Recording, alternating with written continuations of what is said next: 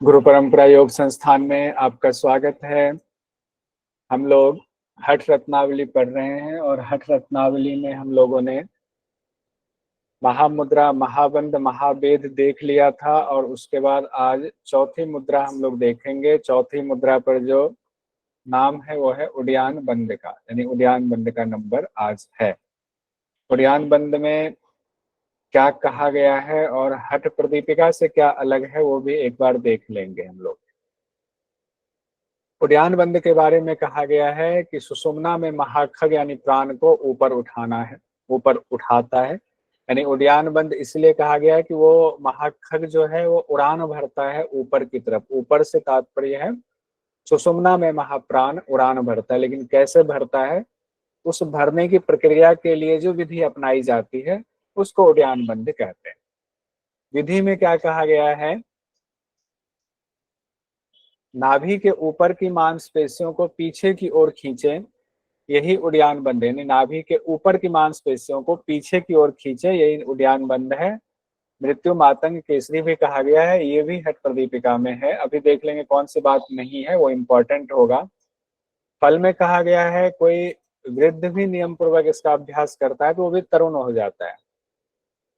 और ये जो ग्रीन कलर में ये अलग है, बाह्य उड्यान बंद कहा जाता है इसको, जो बाहरी सुंदरता को बढ़ाता है। ये हठ प्रदीपिका में नहीं था। अभी कंपेयर भी हम लोग हठ प्रदीपिका से कर लेंगे। नाभि के ऊपर और नीचे की मांसपेशियों को प्रयत्न पूर्वक संकुचित करें। 6 महीने ऐसा करने से साधक मृत्यु को जीत लेता है। तो जो विधि 2 प्रकार की बताई गई, वो 2 प्रकार की विधि वहां भी बताई गई है हठ प्रदीपिका में भी। लेकिन हठ रत्नावली में एक बात जो अलग है वो ये है, वृद्ध भी तरुण हो जाते हैं, ये बात कही गई है। मृत्यु मातंग केसरी भी कही गई हुई है बात।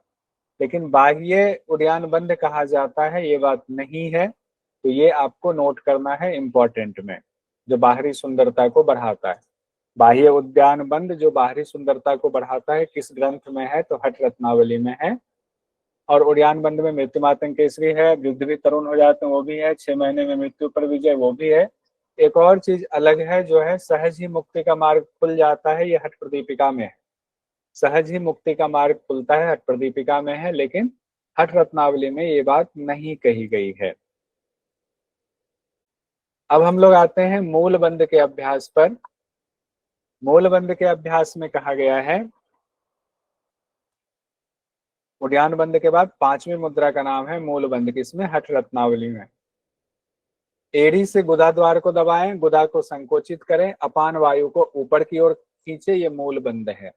योनि का भी आकुंचन करना है, गुदा भाग को भी दबाना है, ये बात हठ प्रदीपिका में भी कही गई है। अपान वायु को ऊपर खींचे, यह मूल बंद है। जब अपान वायु ऊपर उठती है, यानी नीचे वाली वायु जब ऊपर उठती है और जब वो नाभि प्रदेश में आती है, समान वायु वाले प्रदेश में आती है, तो जठराग्नि जो है वहां अग्नि वो और प्रज्वलित हो जाती है। हाँ प्रशांत जी आते हैं, आप गुदा गुदा 2 बार है सर उसके लिए कह रहे हो। तो जठराग्नि और प्रज्वलित हो जाती है तो शरीर की अग्नि बढ़ जाती है। जब वो अग्नि प्रचंड रूप लेती है, तो उसके ताप से ही हम लोगों ने हठ प्रदीपिका में भी पढ़ा था, कुंडलिनी जागती है और जब जागती है सहसा तो सीधी होकर सुषुम्ना में प्रवेश कर जाती है। मूल बंद के अभ्यास से ये बात भी वहां कही गई है, प्राण अपान नाद बिंदु एक हो जाते हैं और मूत्र पुरुष कहा गया है, मल मूत्र की कमी हो जाती है, बूढ़ा व्यक्ति भी जवान हो जाता है। हाँ, एड़ी से सिवनी स्थान को दबाना है, गुदा द्वार का आकुंचन करना है। इसमें कहा गया एड़ी से योनि द्वार को दबाना है, गुदा द्वार का आकुंचन करना है। ठीक है, तो ये स्थान एक ही है तो इसमें कोई क्वेश्चन ऐसा बनना नहीं चाहिए, फिर भी देख लेते हैं। इसमें भी कहा गया है मलमूत्र कम हो जाता है, प्राण अपान की एकता कहा गया है, नाद बिंदु एक हो जाता है, ये भी कहा गया है। वृद्ध भी युवा हो जाता है, ये भी कहा गया है। ब्रह्म नारी में कुंडलिनी प्रवेश करती है, वो तो प्रवेश करने वाली बात हो ही गई है। किस अभ्यास से मलमूत्र की अल्पता होती है, ये कॉमन भी सवाल पूछा जा सकता है कि मलमूत्र की अल्पता किससे होती है, प्राण अपान नाद बिंदु किस में मिल जाते हैं, तो सब मूल बंध में हम लोग जोड़ेंगे। ये हमने कहा भी था कि मूत्रपुरीश वाला चूंकि मूलबंध के पास का मामला है, तो इसीलिए मूलबंध से उसको जोड़ लीजिएगा निमोनिक याद करने के लिए। अब हम लोग आते हैं जालंधर बंध में। तकरीबन तकरीबन वही बात कही गई है। जालंधर बंध में भी कंठ को संकुचित करेंगे और थोड़ी को चिन्ह को छाती से लगाएंगे और इससे होता क्या, शिराओं का जो जाल है वो बंध जाता है, इसलिए इसको कहा भी जाता है जालंधर बंध। शिराओं का जाल है हमारे गले में, जब हम ठोड़ी को लगाते हैं तो शिराओं का जाल उस जाल को बांध देता है। जब वो जाल बंध जाता है तो क्या होता है, जो आपके चंद्रमा से सोमश्राव का बहाव होता है वो रुक जाता है, यानी वो सोमश्राव अब नाभि में नहीं जाएगा, वहां भस्म नहीं होगा। ये बात प्रतिपिका में भी थी। फल में कहा गया बुढ़ापे मृत्यु का भय खत्म हो जाता है, कंठ संबंधी रोग दूर हो जाते हैं। अब इसको कंपैरिजन में एक बार देखिए, इसमें 16 आधार के बंधन वाली बात नहीं आई है, जो हठ प्रदीपिका में आपको है 16 आधार का बंधन होता है, ये एक अलग कहा गया है वहां पर। और वायु का प्रकोप भी नहीं होता है, ये भी कहा गया हठ प्रदीपिका में, ये भी ध्यान रखेंगे। तो 16 आधार का बंधन और वात दोष के बारे में भी वहां कहा गया है। एक सेकेंड, और इसका जो हमने कंपैरिजन किया था वो ले आते हैं साथ में। जरा मृत्युनाश कहा गया है, ये इसमें भी है। शिराजाल का बंधन इसमें भी है। सोमश्राम नीचे जाने से रोकता है, वो हठ रत्नावली में भी है।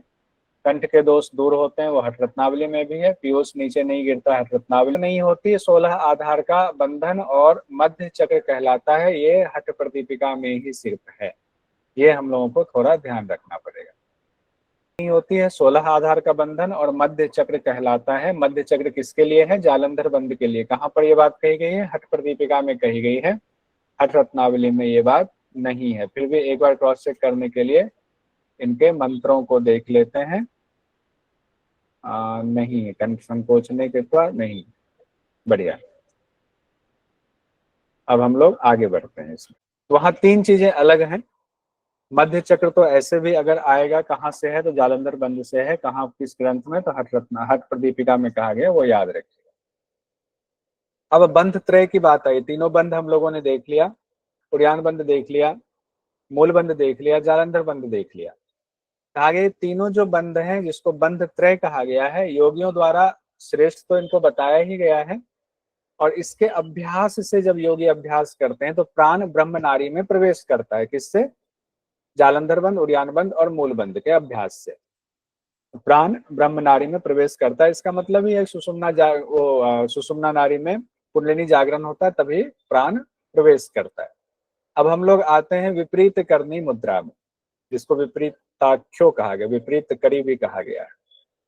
विपरीत करनी मुद्रा में पहले कहा गया है कि सूर्य के मुख को बंद करने की एक दिव्य क्रिया है, यानी सूर्य के पास अमृत ना जाए वहां तक रोकने के लिए दिव्य क्रिया बताई गई है, जिसके बारे में निर्देश जो हठ प्रदीपिका में भी था कि गुरु के मुख से ही जानना चाहिए। आप लाखों ग्रंथ शास्त्र पढ़ लेंगे तो उससे आपको ज्ञान नहीं होगा, गुरुमुख से ही इसकी प्राप्ति हो सकती है। और इस क्रिया में बताया गया है नाभि ऊपर चला जाता है, यानी स्थिति बदल जाती, नाभि ऊपर तालु नीचे हो जाता है, और इस विधि को कैसे करना है वो गुरु से ही जानना चाहिए। फिर कहा गया प्रथम दिन क्षण मात्र करना है, फिर धीरे धीरे उसको प्रतिदिन करके बढ़ाना है। क्षण मात्र के लिए सिर नीचे करना है और पाँव को ऊपर करना है, तो आपका नाभि ऊपर चला गया और चंद्रमा वाला स्थान नीचे आ गया। ये विपरीत करनी मुद्रा जो जनरली करते हैं उसमें भी ये होता है, और हम लोग शीर्षासन करते हैं, शीर्षासन में भी ये होता है। तो ये दो बातें यहाँ पर मैच हो रही हैं। नित्य अभ्यास से जठराग्नि बढ़ती है, जठराग्नि बढ़ती नहीं, बहुत ज्यादा बढ़ जाती, इतना बढ़ती है सभी रोग तो नष्ट होता ही है। अगर भोजन कम करते हैं आप तो आपके शरीर को ही गलाने लगता है, जलाने लगता है। इसीलिए इसके अभ्यासी को कहा गया है कि अल्पाहार से बचना चाहिए, यानी पर्याप्त भोजन लेना चाहिए, ज्यादा भोजन लेना चाहिए। और 6 महीने तक जब अभ्यास करते हैं तो वलित पलित झुर्रियां गायब हो जाती हैं और बाल की सफेदी भी गायब हो जाती है। और जो साधक रोज 1 याम तक अभ्यास करता है, 1 याम में कितना कितना होता है? 1 याम मतलब 3 घंटे। 3 घंटे। जो साधक 1 याम तक इसका अभ्यास करता है उसकी अकाल मृत्यु नहीं होती, काल जीत हो जाता है, काल को भी जीत लेता है। अब यहाँ एक बात तकरीबन वो एक जैसा ही है, उसको एक बार कंपेयर कर लेंगे, लेकिन ये मामला जो है बिल्कुल अलग कहा गया है। इसको आप इम्पोर्टेंट में नोट कर सकते हैं, अलग है तो शायद ये सवाल बनने की गुंजाइश बनती है। कहा गया है यहाँ, श्रीनिवास भट्ट जी अपनी तरफ से कह रहे हैं जो पूरी तरह से स्वस्थ हैं लेकिन कठोर नियमों को नहीं पालन करते हैं, कठोर नियमों को नहीं मान रहे हैं, उनके लिए श्रीनिवास भट्ट जी ने विपरीत करने की व्याख्या की है, कि अलग से एक लाइन कहा हुआ है। इसको आप नोट कर सकते हैं। एक बार कंपेयर में आते हैं, फिर हम लोग वज्रोली पर आएंगे। वज्रोली में ज्यादा समय नहीं देंगे। दिव्य क्रिया है, ठीक है, गुरुमुख से जाननी चाहिए, करोड़ों शास्त्रों को पढ़ने से भी इसकी जानकारी नहीं मिल सकती है। जठराग्नि बढ़ती है, ज्यादा भोजन करना चाहिए, एक क्षण वाला है, 6 महीने से वलित पलित ठीक है, 3 घंटे कहा गया, एक याम मृत्यु को जीत लेता है, ठीक है, यहाँ तक है। अब हम लोग वज्रोली मुद्रा में आएंगे। अब वज्रोली, वज्रोली भी हम लोगों ने पढ़ लिया हुआ था हठ प्रदीपिका में, हम ज्यादा यहाँ भी वज्रोली में नहीं पढ़ेंगे, तो परेशान होने की जरूरत नहीं है, सिर्फ देख लीजिए। वज्रोली से कुंडलिनी जागृत होती है। वहां कहा गया था हठ प्रदीपिका में आपको, जो लोग नियमों का पालन नहीं करते हैं, ब्रह्मचर्य का भी पालन नहीं करते हैं, जो गृहस्थ हैं उनके लिए भी, कहने का तात्पर्य यही था, सामान्य लोग, उनकी भी कुंडलिनी जागृत होती है। यहाँ कहा गया कुंडलिनी जागृत होती है, नाड़ियों की शुद्धि होती है, प्राण अपान की एकता होती है। किसमें? वज्रोली मुद्रा के लिए कह रहे हैं। विधि में देखिए ध्यान से, सोने चांदी शीशा या तांबा, सोने चांदी शीशा या तांबा की कहते हैं खोखली नली लेंगे, मतलब बनवाना है आपको ऐसी नली, अगर आप इसके अभ्यासी हैं तो। नली 20 अंगुल लंबी हो, ये एग्जाम के लिए थोड़ा सा इंपॉर्टेंट है कि हठ रत्नावली में वज्रोली मुद्रा के दौरान नली की लंबाई कितनी बताई गई है? 20 अंगुल लंबी नली कहा गया है बनाइए। किसका? सोने का, चांदी का, शीशा का या तांबा का। 4 चीजें बताई गई। उसका सिरा चिकना और गोल होना चाहिए। चिकना पूरा पूरा, वैसे तो नली चिकनी होनी चाहिए, उसका सिरा भी गोल होना चाहिए। और नली को क्या करना है? लिंग द्वार में, लिंग छिद्र में प्रवेश कराना है और फुतकार ध्वनि मारनी है। इससे कहा गया लिंग सुदृढ़ होता है, यानी मांसपेशियां मजबूत होती हैं, लिंग स्थिर होता है। और जब लिंग स्थिर होता है तो वीर्य की वृद्धि होती है, वीर्य का फिर क्षय नहीं होता है। और वायु का जब पूर्णतया संचार करते हैं फुतकार ध्वनि मार करके, तो कहा गया वायु का संचार करके बलपूर्वक उसको खींचना भी है। अभ्यास यानी मांसपेशियों को मजबूत बनाने की बात की गई है। साथ में इसको कहा गया है, क्योंकि गुप्त है तो इसको एकांत में कीजिए और अपनी संगिनी के साथ कीजिए, अपनी पत्नी के साथ कीजिए। इसीलिए गृहस्थों के लिए कहा गया है। स्त्री के रज और बिंदु को ऊपर खींचने की कोशिश करेंगे, और बिंदु जय जब होता है तो मृत्यु पर विजय प्राप्त होती है, क्योंकि बिंदु के क्षय होने से ही हमारी मृत्यु जल्दी आती है। और स्त्री के लिए भी कहा गया, यानी कि साधिका के लिए भी कहा गया, वो भी अपने रज की रक्षा करे। अब इसी में आगे बढ़ते हैं, बहुत ज्यादा ना जाते हुए। अमरोली सहजोली, वज्रोली के 2 भेद हैं, अमरोली और सहजोली। सहजोली में कहा गया वज्रोली के बाद गोबर का जला हुआ भस्म पानी में मिलाकर शरीर पर लगाएं। सेम यही बात हठ प्रदीपिका में भी है। कुछ देर बैठेंगे।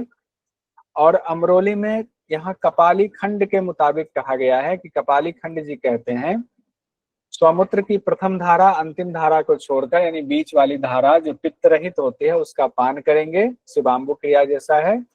और दूसरा मत भी है कि वज्रोली का अभ्यास करते हुए जब योगी प्रतिदिन यहाँ से श्रावित अमृत का, यानी चंद्रमा से श्रावित अमृत का पान करता है, तो उसे भी अमरोली क्रिया कहते हैं। यानी अमरोली में 2 बातें कही गई है।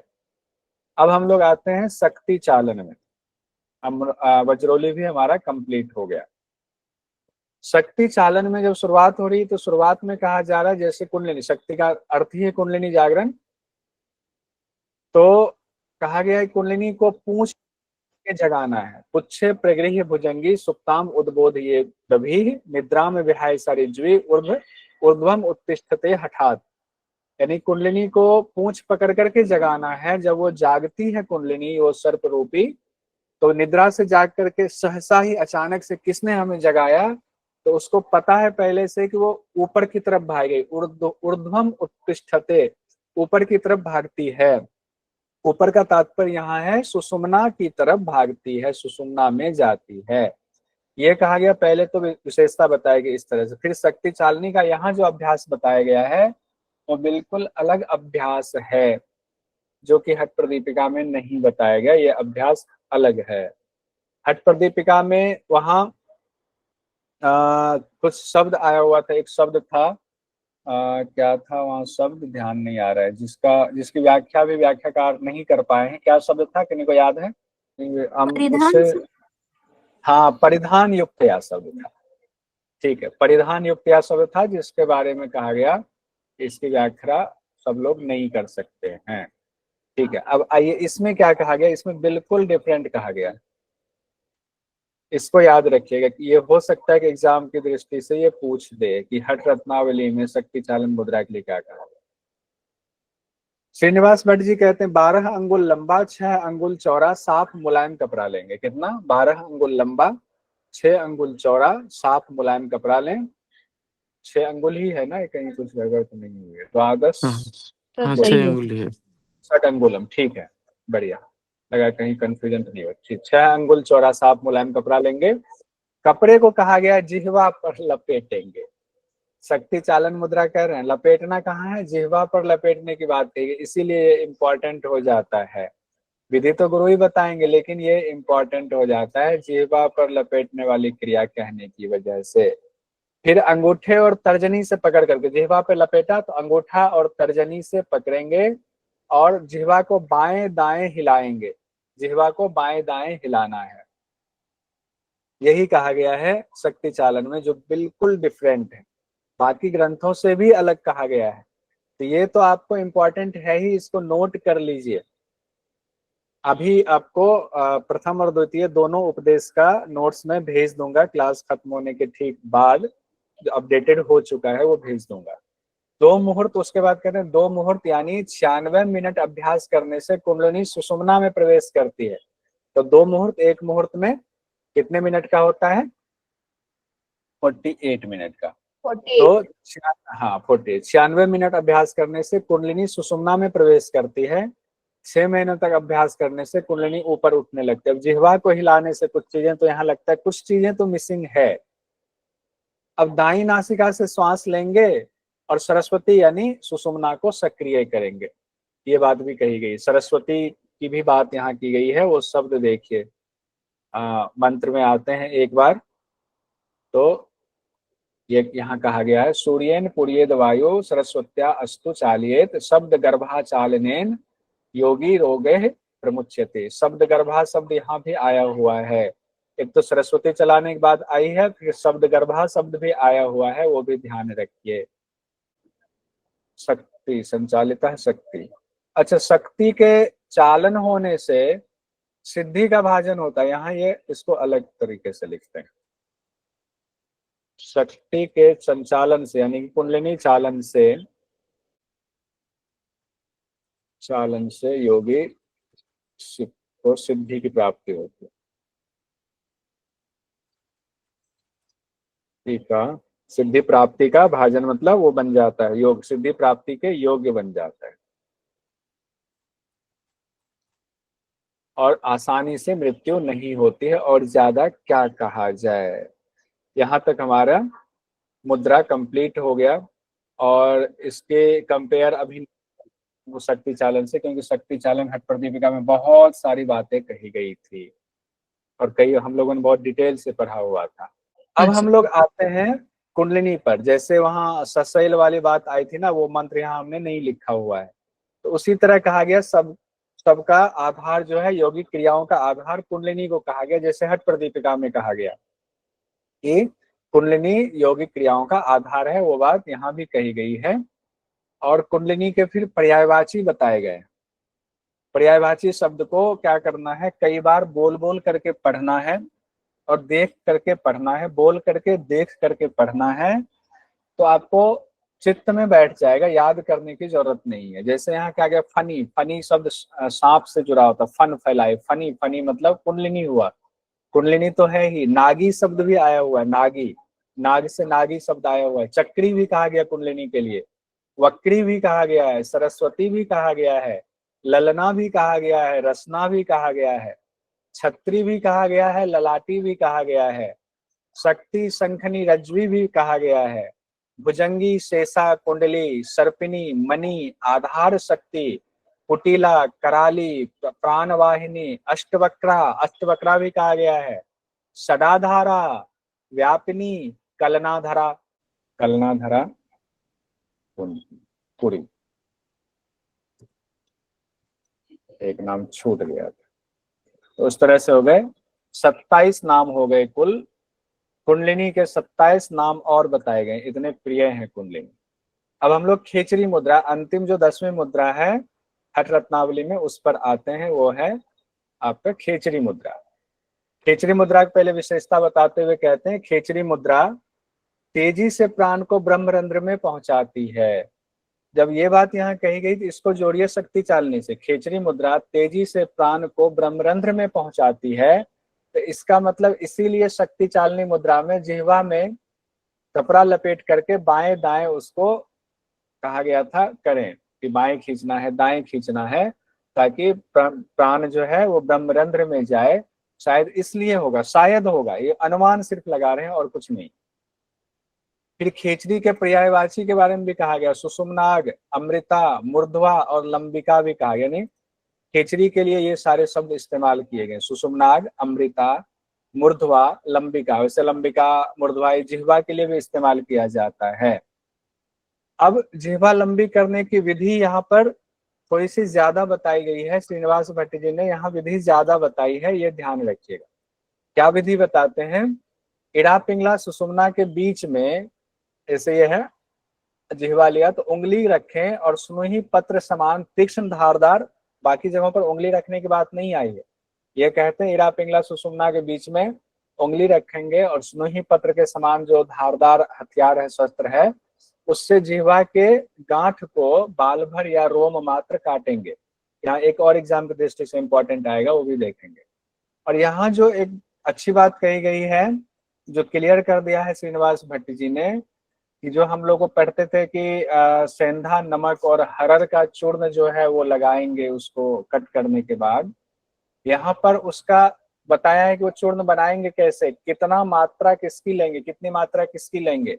तो 2 निष्क कहा गया है, हरड़ का लेंगे। हरड़ शब्द के लिए पथ्या शब्द हर जगह इस्तेमाल किया गया है। पथ्या का अर्थ ही हरड़ होता है।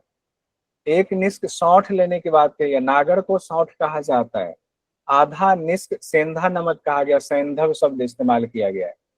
यानी कि 2 मात्रा, अगर मान लीजिए कि वैसे निष्क एक जो है मात्रा है, माप की बहुत छोटी मात्रा है। निष्क का एज इट इज मुझे अभी नहीं पता कितने ग्राम का एक निष्क होता है। तो 2 निष्क मान लीजिए कि 4 ग्राम का, अगर मान लीजिए 25 कि 4 ग्राम है, क्या 25 ग्राम लिखे हैं 25 ना? ग्राम 25 ग्राम है, ठीक है। एक निष्क जैसा कि आप लोग बता रहे हैं, एक निष्क 25 ग्राम का होता है। तो 2 निष्क लेना है हरड़, तो हो गए 50 ग्राम हरड़। 1 निष्क सौंठ है, 25 ग्राम सौंठ हो गया। और आधा निष्क सेंधा नमक, यानी कि 12.5 ग्राम सेंधा नमक कहा गया है। हाँ, 1 निष्क 25 यहाँ लिखा हुआ है, मैंने ध्यान ही नहीं दिया। 1 निष्क 25 ग्राम का कहा गया है। तो आपके हो गए 2 निष्क हरड़, 1 निष्क सौंठ, आधा निष्क सेंधा नमक हो गया। इनको बना मिला करके पाउडर बनाएंगे, इस पाउडर को जिह्वा पर रगड़ेंगे। जो कंफ्यूजन हो रही थी ना कि पथ्या शब्द जो है, हरड़ तो लिखा नहीं है, पथ्या लिखा हुआ है, तो यहाँ पर क्लियर हो गया हुआ। इंग्लिश वाले में भी हमने चेक किया, वो भी हरड़ के लिए पथ्या शब्द का ही इस्तेमाल कर रहे हैं, कि पथ्या मतलब हरड़ होता है। तो ये अलग बताया गया है कि मात्रा बताई गई है। अब एक और चीज इंपॉर्टेंट है परीक्षा की दृष्टि से, अब शक्ति चालन का अभ्यास करेंगे, ये भी कहा गया है। खिचड़ी के दौरान शक्ति चालन का अभ्यास करेंगे, साथ ही जिह्वा का दोहन करेंगे।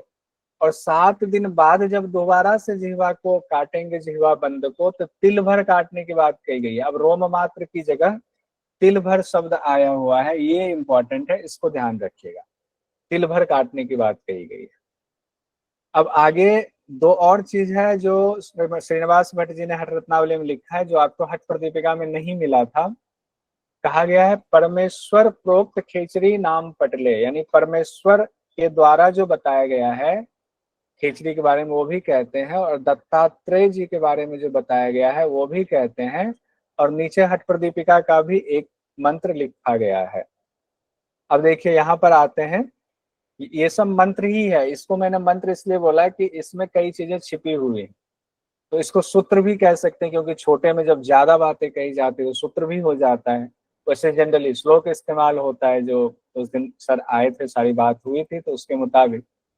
अब सुनोही पत्र के समान परमेश्वर के ने बतलाया, ऐसा श्रीनिवास भट्ट जी कहते हैं, परमेश्वर ने बतलाया सुनोही पत्र निभम शस्त्रम, सुनोही पत्र के समान सुतीक्ष्ण स्निग्ध निर्मलम, तीक्ष्ण साफ और निर्मल कोई शस्त्र लेंगे और जिह्वा को रोम मात्र काटेंगे, उससे लंबिका होगी क्या, आपकी जिह्वा लंबी होगी और आपकी हृदय प्रदेश की ग्रंथि खुल जाएगी। ग्रंथकारा हृदय ग्रंथकाराणाम आकृतम भनितम मया कहा गया है, हृदय प्रदेश की ग्रंथि इससे खुल जाएगी।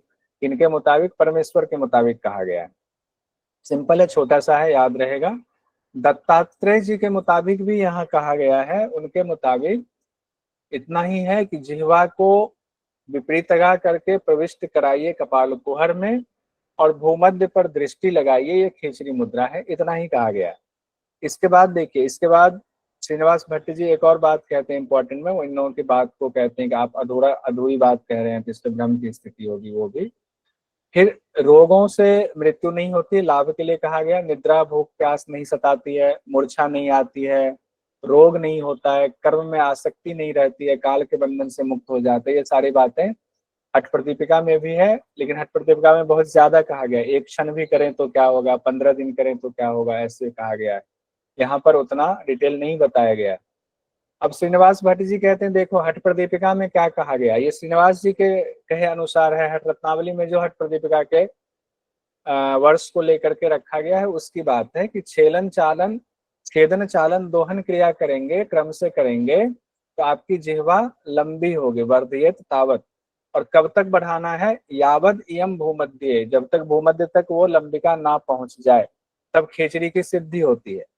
इतना कह दिया और अब जाकर के यहाँ पर कहते हैं श्रीनिवास भट्ट जी, उपरोक्त जो मत है वो स्वीकार करने योग्य नहीं है। अब ये नहीं समझ में आ रहा है कि ये हठ प्रदीपिका वाले के लिए कह रहे हैं, परमेश्वर के लिए कह रहे हैं, या दत्तात्रेय जी वाले कह रहे हैं, ये नहीं, लेकिन कह रहे हैं उपरोक्त मत स्वीकार करने योग्य नहीं है, क्योंकि छेदन वगैरह की क्रिया डिटेल में नहीं बताई गई है, उल्लेख नहीं किया गया है। तो जो साधारण लोग हैं उनको भ्रम की स्थिति हो सकती है, ये उन्होंने यहाँ तक कंप्लीट कर दिया हुआ है।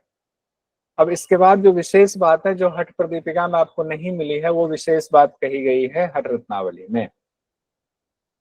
इस बार हमने हठ रत्नावली भी हर बार की से ज्यादा पढ़ा रहे हैं, तो ध्यान रखिएगा, बाद में क्लासेस की संख्या और बढ़ भी सकती है। अब हर रत्नावली में इंपॉर्टेंट बात है संकेत और श्रृंखला की चर्चा, तो एक एक आप पॉइंट यहाँ लिख लीजिए अपनी डायरी में, संकेत और श्रृंखला की चर्चा किस ग्रंथ में की गई है, तो आपको हो गया हठ रत्नावली में। यहाँ संकेत और श्रृंखला की चर्चा निम्न में से किन्होंने किया हुआ, वहां नाम दे दिया जाएगा, तो वहां श्रीनिवास भट्ट जी के नाम पर आपको टिक लगाना है। एक और क्वेश्चन जो कल हम लोगों ने पढ़ा था, मेलन विधि की चर्चा, मेलन मंत्र की चर्चा किस ग्रंथ में है, मेलन मंत्र की बताइए किस ग्रंथ में है, आ गया तो नाम ले ही लेते हैं, किस ग्रंथ में मेलन मंत्र, योग कुंडलिनी में। उपनिषद। योग कुंडली उपनिषद, बहुत बढ़िया, योग कुंडली उपनिषद में मेलन मंत्र की चर्चा आई थी खिचड़ी के द्वारा। ठीक, अब विशेष बात में आते हैं, संकेत और श्रृंखला की चर्चा है। संकेत और श्रृंखला की चर्चा तो है, लेकिन व्याख्याकार सब यही कह रहे हैं कि संकेत श्रृंखला उन्होंने कह तो दिया है, लेकिन पूरी तरह स्पष्ट नहीं है करना कैसे है। तो यहाँ श्रीनिवास भट्ट जी कहते हैं मैं गुरु के निर्देशानुसार संकेत का वर्णन कर रहा हूँ, संकेत और श्रृंखला के बिना ये खेचरी भला कैसे सिद्ध हो सकती है। एक तरफ वहां खेचरी सिद्धि में मेलन की बात आई थी योग कुंडली उपनिषद में, कंपेयर करके लिख भी सकते हैं, और यहाँ पर कह रहे हैं संकेत और श्रृंखला के बिना खेचरी भला कैसे सिद्ध हो सकती है। संकेत के लक्षण बताए गए हैं, संकेत लक्षणम क्या है, आकार कहा गया है सांप की तरह होता है, गोलाई में वो बैठे रहते हैं, दो चेन की श्रृंखला बनती है, अभी देखेंगे इसको, दो चेन की श्रृंखला बनती है, एक खरपर और 6 बितस्ती लंबी है। अब खरपर क्यों कहा गया है पता नहीं, खरपर तो होता है एक पात्र होता है, एक खरपर और 6 बितस्ती लंबा कहा गया है, संकेत का लक्षण, ये लंबिका को लक्ष्य प्राप्त कराती है, यानी लंबिका मतलब कहा गया है, आपका लंबिका शब्द वैसे इस्तेमाल जिह्वा के लिए और कुंडलिनी के लिए भी किया जाता है, या खेचरी के लिए भी शब्द इस्तेमाल किया गया, ऊपर खेचरी, यानी खेचरी को लक्ष्य प्राप्त कराता है। यहाँ लक्ष्य प्राप्त कराना है तो जिह्वा ही होगा, जिह्वा को लक्ष्य प्राप्त कराते हैं। फिर कहा गया जिह्वा को श्रृंखला के घेरे में प्रवेश कराएं, वो जो श्रृंखला है उसके घेरे में जिह्वा को प्रवेश कराएं, तब जिह्वा सुषुम्ना में प्रवेश कर जाती है, तब ये खेचरी होती है। अब जो यहाँ बात कही गई है कि वो गोलाई में खरपर की तरह है, दो चेन की श्रृंखला है, तो दो चेन की श्रृंखला इरा पिंगला है। श्रृंखला बना किसमें रही है, तो सुषुम्ना में चेन की तरह बना रही है। 6 बितस की लंबाई बताई गई है, 6 बित्ता लंबा है। खरपर की बात शायद ऊपर से कह रहे हैं, इसके लिए शायद खरपर की चर्चा हो रही है, तो कपाल के लिए चर्चा हो रही होगी। तो इस तरह से चर्चा, व्याख्याकार भी कहते हैं यहाँ पूरी तरह बातों को स्पष्ट नहीं किया गया है, लेकिन आपके एग्जाम की दृष्टि से रखना है। संकेत के लक्षण में आकार सांप की तरह, गोलाई में है, दो चेन की श्रृंखला है इरा पिंगला रूपी, एक खरपर और 6 बितस्ती लंबी, ये संकेत के लक्षण है जो लंबिका को लक्ष्य प्राप्त कराते हैं। तो लंबिका को लक्ष्य ऐसे प्राप्त नहीं होगा। अब आगे खेचरी होने पर क्या होता है वो बता रहे हैं श्रीनिवास भट्ट जी। कहते हैं खेचरिया मुद्रणे जाते देही देहम न मुंचती कायम त्यक्तवा तु कल्पांते ब्रह्म स्थानम व्रजत्यसो, यानी खेचरी प्राप्त होने से आत्मा जो है, देह जो है, देही जो है वो देह को नहीं छोड़ता। देही यहाँ आत्मा के लिए कहा गया, देह यहाँ इस शरीर के लिए कहा गया, पंचभूत रूपी शरीर के लिए। आत्मा देह को नहीं छोड़ती है। फिर कहा गया है कमल के समान, ये कमल के समान की बात नीचे की गई है, इसको यहाँ हटा देते हैं। फिर कहा गया है कल्पांते, कल्प के अंत में जब शरीर छूटता है, सभी इच्छाओं का त्याग होता है, आत्मा ब्रह्म स्थान में चली जाती है। और फिर कमल वाली बात, जो कमल के नाल के समान पवित्र शरीर हो जाता है, वो बात आगे कही गई है।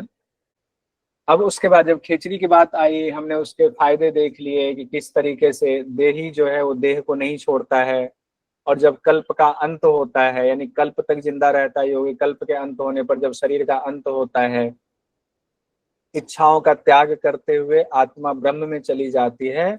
और यहाँ पर नाद की बात आई है जो बिल्कुल अलग है खेचरी मुद्रा में, कि जब प्राण सुषुम्ना में जाती है तो 8 प्रकार के अष्टधा, 8 प्रकार के नाद उत्पन्न होते हैं। ये ध्यान में रखिए, ये इंपॉर्टेंट है, ये कहीं पर नोट कर लीजिए।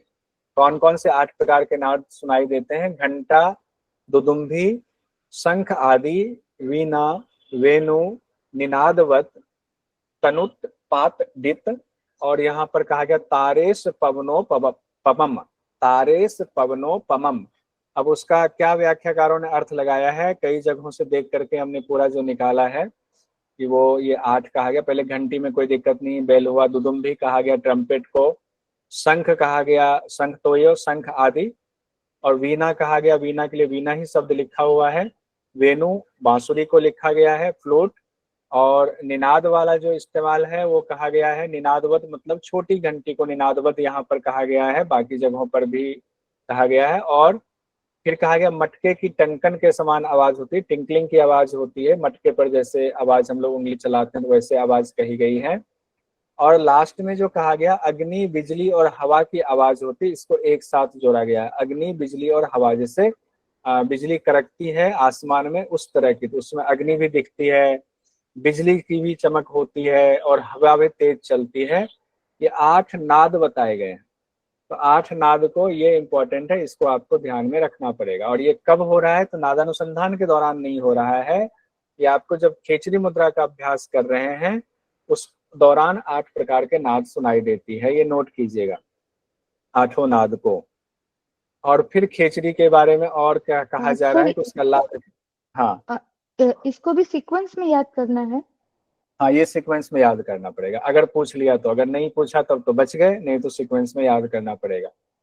ओके। तो सीक्वेंस में कोई दिक्कत नहीं होगी, सीक्वेंस में याद करने में। घंटी, दुदुम्भी, शंख, वीणा, वेणु, छोटी घंटी, मटके की टंकन, और लेकिन लास्ट में बहुत भीषण आवाज है, अग्नि, बिजली और हवा की आवाज कहा गया है। तो कोशिश करेंगे जो टेक्निक मैंने बताया है याद करने का, उसका इस्तेमाल करेंगे तो हो जाएगा। अब खेचरी जिनकी सिद्धि हो जाती, ये ऐसे योगी तो अगर बासुकी सांप भी काट ले, तक्षत नाग भी काट ले, तो भी उसके विष का प्रभाव नहीं होता है। वासुकी तो तक्षक हम लोग जो है शास्त्रों में ही पढ़ते हैं, इसके बारे में जानकारी शास्त्रों में ही, आजकल तो ये दिखते नहीं है। उसके बाद कहते हैं कि जब योगी चंद्रमा से गिरने वाले अमृत का पान करता है तब वो रोगों से मुक्त हो जाता है, सभी दोषों से मुक्त हो जाता है और आयु लंबी होती है, चिरंजीवती कहा गया है, और शरीर कमल के तने के समान निर्मल हो जाता है। ये 3 बात और आगे यहाँ कही गई है। खेचरी मुद्रा के दौरान अब स्वाद की बात आती है। यहाँ स्वाद कम बताए गए हैं, 6 स्वाद की चर्चा आई हुई है हठ रत्नावली में। कि कपाल कुहर में जब जिह्वा ले जाते हैं तो उस पर जो स्वाद आता है जिह्वा को, तो क्षारीय स्वाद आता है, कटु और तिक्त आता है। कटु क्षारीय, कटु तिक्त, दुग्ध सदृश, मधु अज तुल्य आता है। तो इसको क्या लिखेंगे? क्षारीय कटु तिक्त ही लिखेंगे, तिक्त को खट्टा तो नहीं लिखेंगे एटलीस्ट। कटु कटु कटु रुकिए, क्षार कटु तिक्त ही लिख देते हैं, क्योंकि सटरस को लेकर के ना हर जगह कंफ्यूजन की स्थिति पैदा होती है। क्षार कटु तिक्त कर दिया, और दूध शहद और घी के समान है, यही 6 कहा गया। क्षार कटु तिक्त, दूध शहद और घी, इसका अनुभव होता है। अब यहाँ आज हम लोग इसको कंप्लीट कर ही लेते हैं, थोड़ा सा ही बचा हुआ है। महत्वपूर्ण बात में कहा गया है कि सभी नारियों का आधार जिह्वा के सिरे से जुड़ा होता है, टिप ऑफ द टंग से जुड़ा होता है, जहां से अमृत रस का अनुभव होता है। और ये एक नई चीज है जो पुराने वाले नोट्स में नहीं होगा। मुझे लगा ये नई चीज कही गई, क्या पता एग्जाम में पूछ दे, तो उस समय हम सोचेंगे पता नहीं, ये तो हमने पढ़ा नहीं था। और हमने कहा था जो ऐसी नई चीज आए ना, जो आपको समझ में ना आए कि किस ग्रंथ में पढ़ा, हठ रत्नावली के मत्थे मट दीजिए, टिक लगा दिए। वैसे भी आपको आ नहीं रहा तो इनके मत्थे मट दीजिए, क्योंकि इसमें बहुत नई चीजें बताई गई। तो हम लोगों ने सोचा इस बार हम पढ़ ही लेते हैं, जितनी नई चीज है उसको पढ़ ही लेते हैं, छोड़ते नहीं है।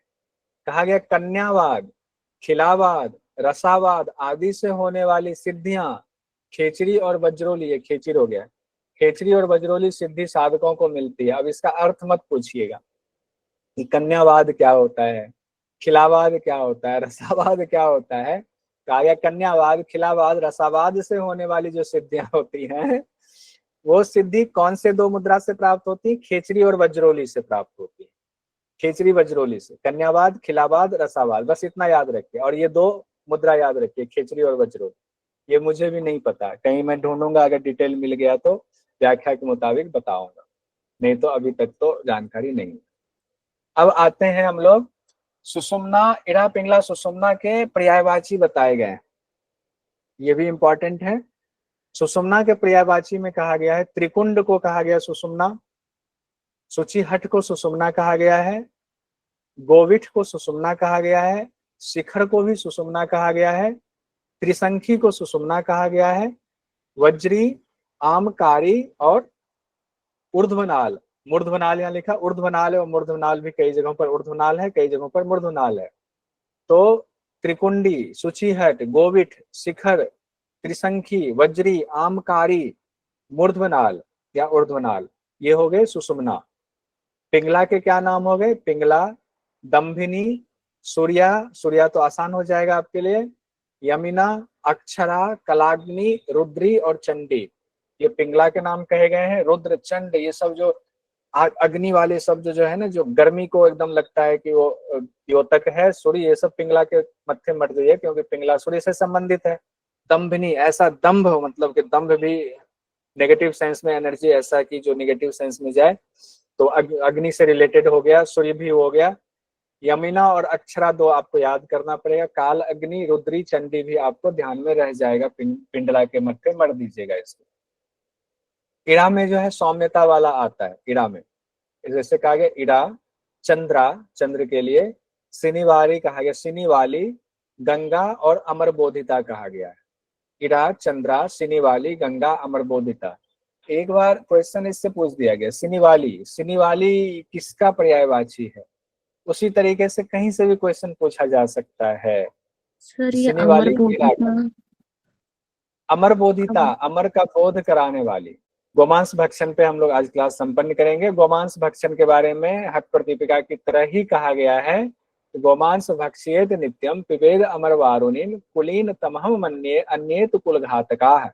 यानी कि जो कपाल कुहर में अमर वारुणी का पान करते हुए गोमांस भक्षण नहीं करता है वो महापातक कहा गया, उसको कुल घातक कहा गया है, कुल का घात करने वाला है। अब यहाँ पर कहते हैं गोमांस भक्षण करने वाला कुलीन योगी होता है, बाकी कुल घातक होता है। और इसकी व्याख्या में भी कहा गया है गो शब्द का अर्थ जिह्वा है। कपाल कुहर में जब ले जाते हैं उस मांस वाले कटोरे में तो वहां पर एक जो रस टपकता है जो अमर वारुणी रस है, जब उसका पान करते हैं तो वो कुलीन योगी होता है और पान नहीं करने पर वो कुल घातक होता है। और फिर आगे बताया गया कि उसमें से रस कैसे टपकता है, जब जिह्वा लगती है उस कपाल कुहर के उस छिद्र के पास में तो जिह्वा की गर्मी से वहां से अमर वारुणी रस टपकता है। एग्जाम में एक बार पूछा गया ना, हट प्रदीपिका के मुताबिक पूछा गया था अमर वारुणी सब गोमांस भक्षण में कौन से रस का पान होता है? अरे होता तो सोम रस ही है, चंद्रमा से गिरने वाला। अब नाम अमर वारुणी दे दिया तो क्या हो गया, लेकिन अमर वारुणी ही चाहिए एग्जामिनर को, तो गोमांस भक्षण के दौरान अमर वारुणी शब्द कहा गया है, वही शब्द याद रखिए। तो ये हमारा हठ रत्नावली द्वितीय उपदेश भी कंप्लीट हो गया।